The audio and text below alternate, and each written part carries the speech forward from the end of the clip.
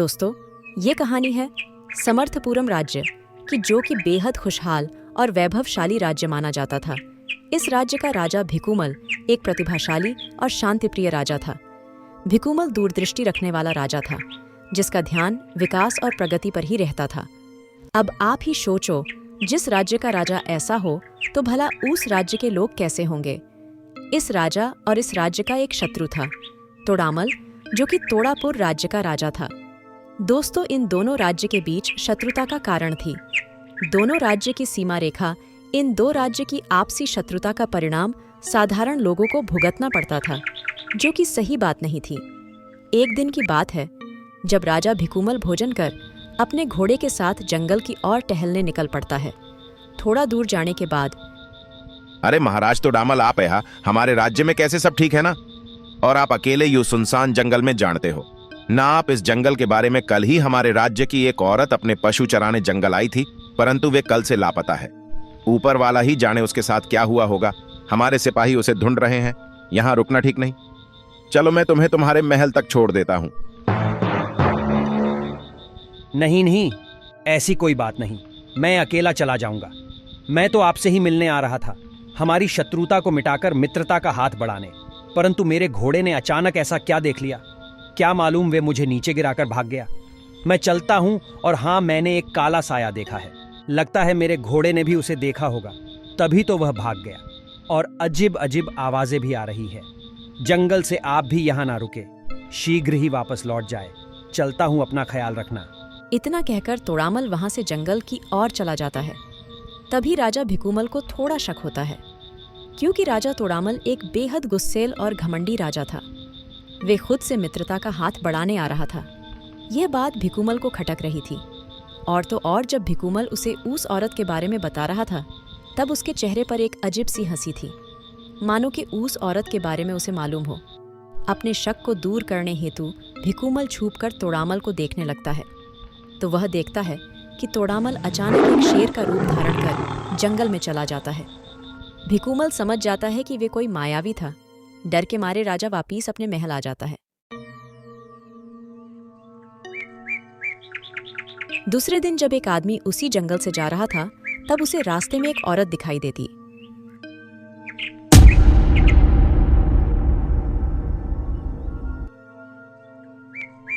वे आदमी उस औरत के पास जाकर उसे पूछता है,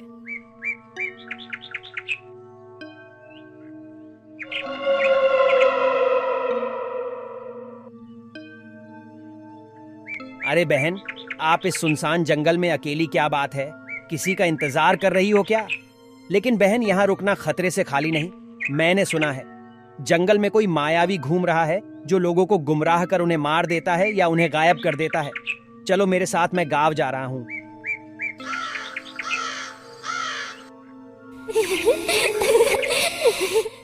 तभी वे औरत जोर जोर से हंसती है और अपना रूप बदलकर एक शेर का रूप ले लेती है।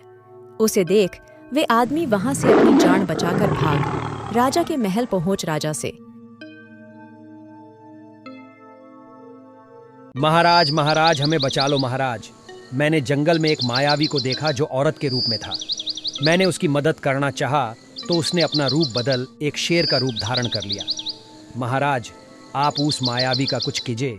हमें हमारे रोजमर्रा के कामकाज के लिए जंगल का ही एक रास्ता है। अगर यह मायावी जंगल में रहा तो हम गांव वालों की जान खतरे में है महाराज। तभी महल में राजगुरु का आगमन होता है। तो राजा अपने गुरु से कहता है, प्रणाम राजगुरु। अच्छा हुआ जो आप स्वयं यहाँ पधारे, अन्यथा हम आपसे मिलने आपके आश्रम में ही आ रहे थे।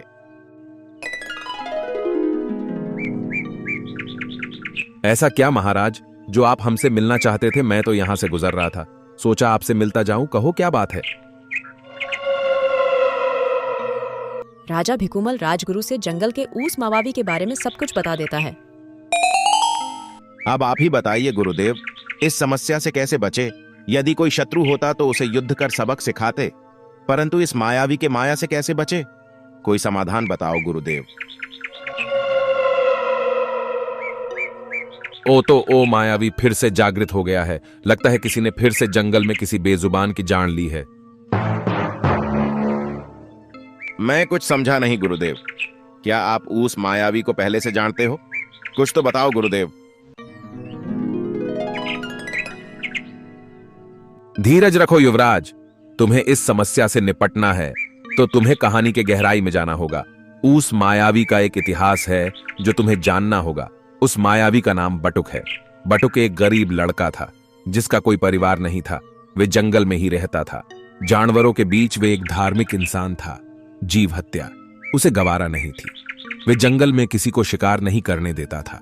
एक दिन की बात है। उस दिन बटुक रोज की तरह मंदिर जाकर दर्शन कर मंदिर से बाहर आ रहा था कि तभी दोस्त बचाव, हमें एक शिकारी जंगल में आया है जो अपने रास्ते में आने वाले हर जीव को मार गिरा रहा है। रक्षा करो मित्र। हमारी मैं किसी तरह जान बचाकर वहां से भाग आया।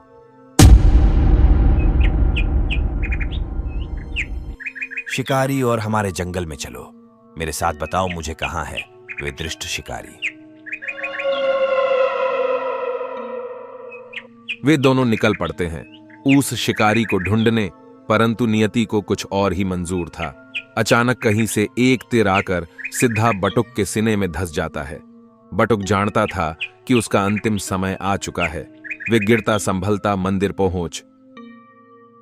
हे भगवान, ये कैसा न्याय है तेरा, जो हत्या करे उसे जीवन और जान बचाने वाले को। मौत में आप पर नाराज नहीं हूं भगवान। मेरी बस आपसे एक आखिरी गुजारिश है। कृपया मुझे इस जंगल में थोड़ी जगह और इन जानवरों की मैं जान बचा सकूं, ऐसी शक्ति मुझे प्रदान करे। मैं खुशी खुशी अपना देह त्याग दूंगा। न जाने भगवान ने उस बटुक की बात सुनी थी या नहीं, पर उसी दिन से इस जंगल में लोगों को एक साया दिखाई देता है। और युवराज, उस रात तुम्हें जो तोडामल के रूप में दिखा, वे दूसरा कोई ना होकर बटुक ही था। इसीलिए तुम हमारे सामने आज जीवित हो, क्योंकि बटुक कभी किसी की जान नहीं लेता। वे तो जानवरों के लिए फरिश्ता है। पर गुरुदेव, उसका इस प्रकार जंगल में दिखाई देना उचित बात नहीं है महाराज। हमें प्रजा को चाहे जितना समझाने की कोशिश करे कि उस साये से या फिर उस बटुक से किसी को डरने की जरूरत नहीं है, इस बात पर हमारी प्रजा कतई ही विश्वास नहीं करेगी। गुरुदेव, आपको इस समस्या का हमेशा हमेशा के लिए कोई बंदोबस्त करना ही होगा। और आप ऐसे कैसे कह सकते हैं गुरुदेव कि वे बटुक किसी की जान नहीं लेता, बल्कि 2 दिनों से एक औरत जंगल से लापता है? ऐसा भी तो हो सकता है ना कि उसने ही उस औरत को मार दिया हो। आखिरकार वे एक मायावी है। गुरुदेव, मुझे क्षमा कर दे गुरुदेव, किंतु मुझे जल्दी ही इस समस्या का हल चाहिए। आप चाहे कुछ भी कीजिए। मैं आपकी चिंता का कारण भाली भांति जानता हूं युवराज, लेकिन आप चिंता ना करें। हम कल जंगल जाकर सही गलत का फैसला करेंगे। अब आप निश्चिंत होकर सो जाइए। कल सुबह जंगल में मिलते हैं। इतना कहकर राजगुरु महेल से अपने आश्रम चले जाते हैं और भिकूमल भी गहरी निद सो जाता है। सवेरा होते ही भिकूमल अपने कुछ सैनिकों को लेकर जंगल पहुंचता है। राजगुरु वहां पहले से ही मौजूद थे। उन दोनों की बातचीत हो रही होती है।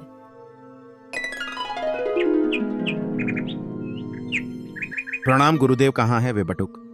आप उसे हमारे सामने आने को कहिए। जरा धीरज रखिए युवराज, वे स्वयं ही आपके सामने प्रकट हो जाएगा। लेकिन ध्यान रहे, वे एक मायावी है। उससे आप जो भी कहना हो प्रेम से कहे, क्यों कि यदि वे नाराज या फिर क्रोधित हो गया तो उसे संभालना मेरे बस की बात नहीं है। तभी पीछे से बटुक एक शेर के रूप में सामने प्रकट होता है और जोर से दहाड़ता है।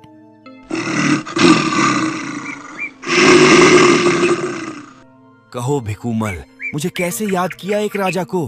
भला हमसे क्या काम हो सकता है? मैंने सुना है तुम जंगल में आने जाने वाले लोगों को डराते हो। भला ऊना बेचारे गरीब लोगों ने तुम्हारा क्या बिगाड़ा है? तुम चले क्यों नहीं जाते इस जंगल से? क्या कहा तुमने? गरीब बेचारे लोगों को डराता हूं? सून भिकूमल, मैंने जिन लोगों को डराया है वे नहीं गरीब थे और नहीं बेचारे, वे शिकारी थे और जंगल में शिकार करने आए थे। और जो कोई मेरे इस जंगल या यहाँ के किसी जानवरों को तकलीफ पहुंचाएगा तो उसे मैं सबक सिखाऊंगा।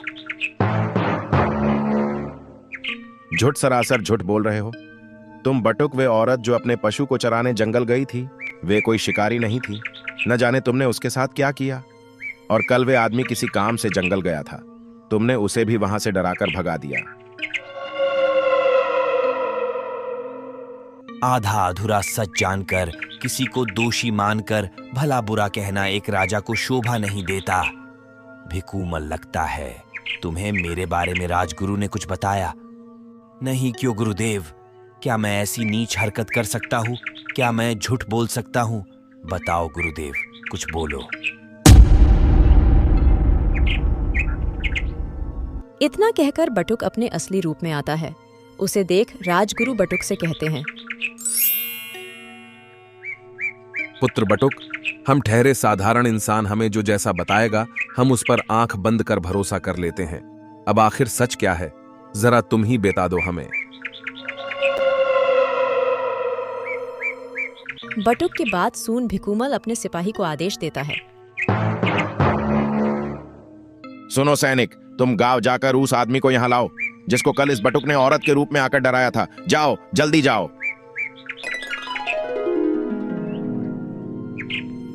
राजा का आदेश सून सिपाही उस आदमी को लाने निकल जाता है। और इधर बटुक सून भिकूमल, तुझे सच जानना है ना?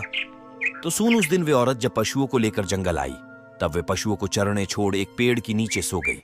तभी वहां एक नाग आया और उस सोई हुई औरत को डसकर वहां से चला गया। बेचारी, वे औरत नींद में ही चल बसी। क्यों कि वे नाग बहुत ही जहरीला था।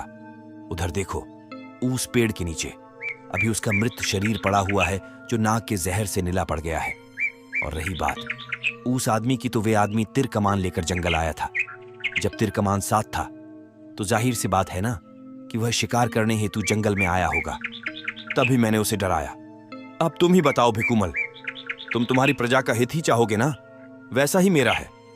इस जंगल का हर जानवर मेरा अपना है और उनकी रक्षा करने के लिए मैं हमेशा तत्पर हूं। और इधर गांव से सिपाही के साथ वे आदमी भी आ चुका था। तब उस आदमी से राजा भिकूमल, मुझे सच सच बताओ बंगू, क्या तुम उस दिन जंगल में अपने साथ तिरकमान ले गए थे? और उसका भी जवाब दो कि किस लिए जंगल गए थे। सच बताना, वरना तुम्हें हाथी के पैर के नीचे कुचला दूंगा। अपने राजा को यूं गुस्से से बोलता देख वे आदमी डर जाता है और सच बोलने लगता है, मुझे क्षमा कर दे महाराज, सजा के डर से मैंने सच को छुपाया था। हाँ महाराज, ये बात सच है। मैं अपने साथ तीर और कमान लेकर जंगल गया था शिकार करने हेतु, परंतु मैंने किसी का शिकार नहीं किया। क्षमा कर दो महाराज, आइंदा ऐसी गलती नहीं होगी। ठीक है, अब तुम जा सकते हो। और हाँ, याद रखना, आज से जंगल में शिकार करना मना है। जाकर गांव में सब लोगों से कहना कि महाराज का आदेश है। जाओ। और हाँ, आज से तुम्हें डरने की जरूरत नहीं है। वे मायावी का अंत हो चुका है। अब जाओ यहां से।